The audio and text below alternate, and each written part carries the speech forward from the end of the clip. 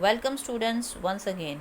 आज की morning class में हमने आपका अमृत संचय का चैप्टर गूदड़ साईं पढ़ा, जो कि ये 4th नंबर चैप्टर है आपके अमृत संचय का।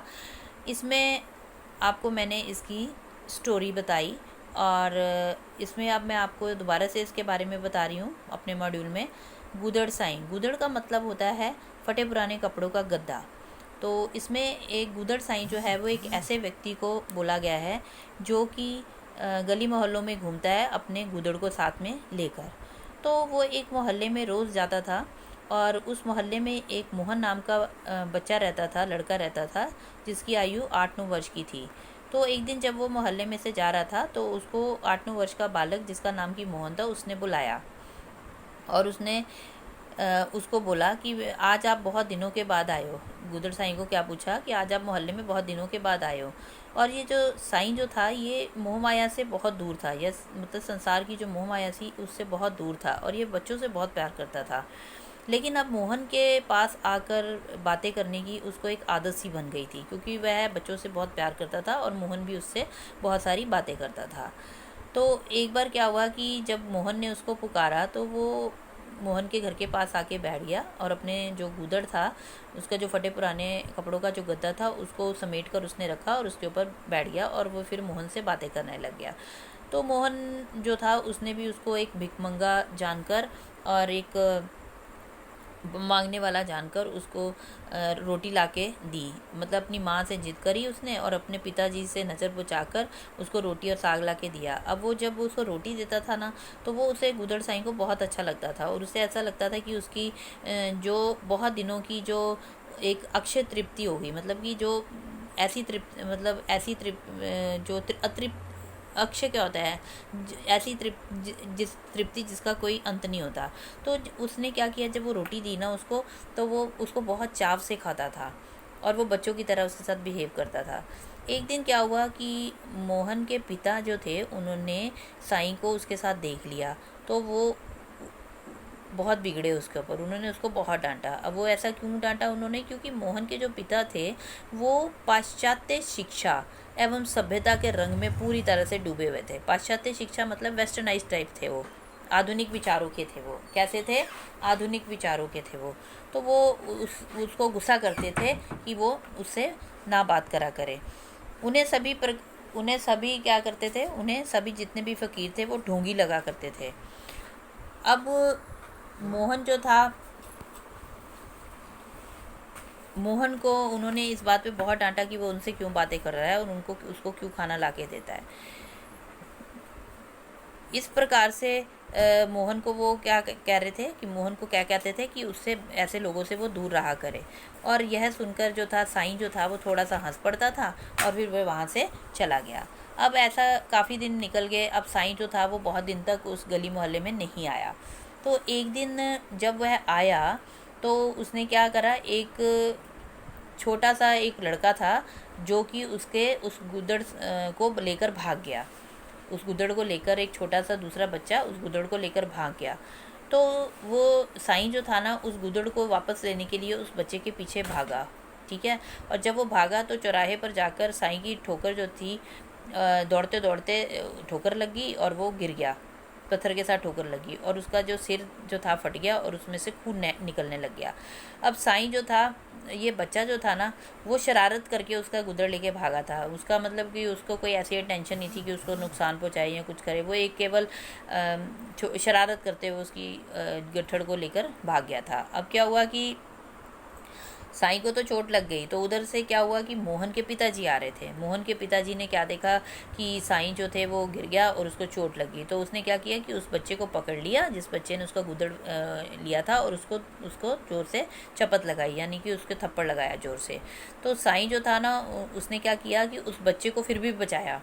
साईं ने उस बच्चे को फिर भी बुलाया और मोहन के पिताजी को क्या कहा कि आप इसको मत मारें, ठीक है। तो मोहन के पिता ने क्या कहा कि अगर तुम इसको बचा रहे हो तो तुम इसके पीछे क्यों भागे थे अपना गुदड़ देने के लिए।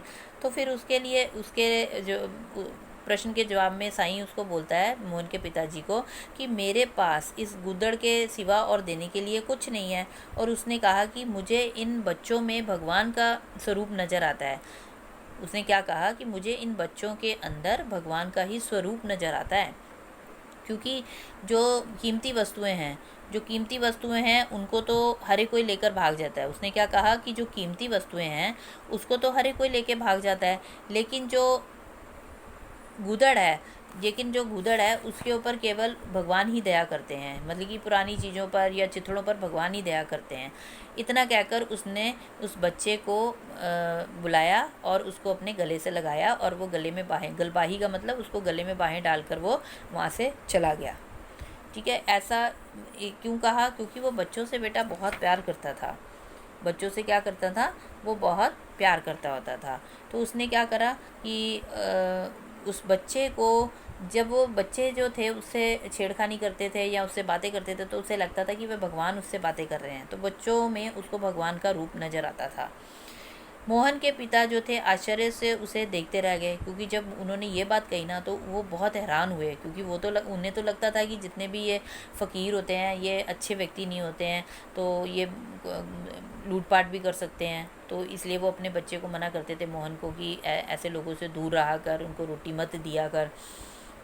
लेकिन आपने देखा कि जब उसने इस स्टोरी में बताया कि जब वो मोहन के पिता उस बच्चे को मार रहे थे ना, तो साईं को अपने सिर फटने का तो दर्द नहीं हो रहा था, लेकिन जब उसके पिता ने उस बच्चे को मारा जो उसका गुदड़ लेके भाग गया था, उसको बच्चे को रोते देखकर साईं को भी रोना आ गया। मतलब अपनी चोट से उनको दुख नहीं हुआ साईं को, बच्चे के रोने से उनको दुख हुआ। तो उसे ऐसा लग रहा था कि मतलब भगवान ही रो रहे हैं। तो बेटा ये थी इसकी स्टोरी। तो एंड में उसके पिताजी, मोहन के पिताजी उसको क्या कहते हैं कि गुदड़ साईं, तुम निरे गुदड़ नहीं, कि तुम केवल गुदड़ ही नहीं हो, तुमसे केवल फटे पुराने चिथड़े नहीं हो, गुदड़ी के लाल हो। गुदड़ी के लाल किसको बोला जाता है? कि ऐसा व्यक्ति कि जो ऊपर से तो साधारण लगता है लेकिन बहुत मूल्यवान होता है।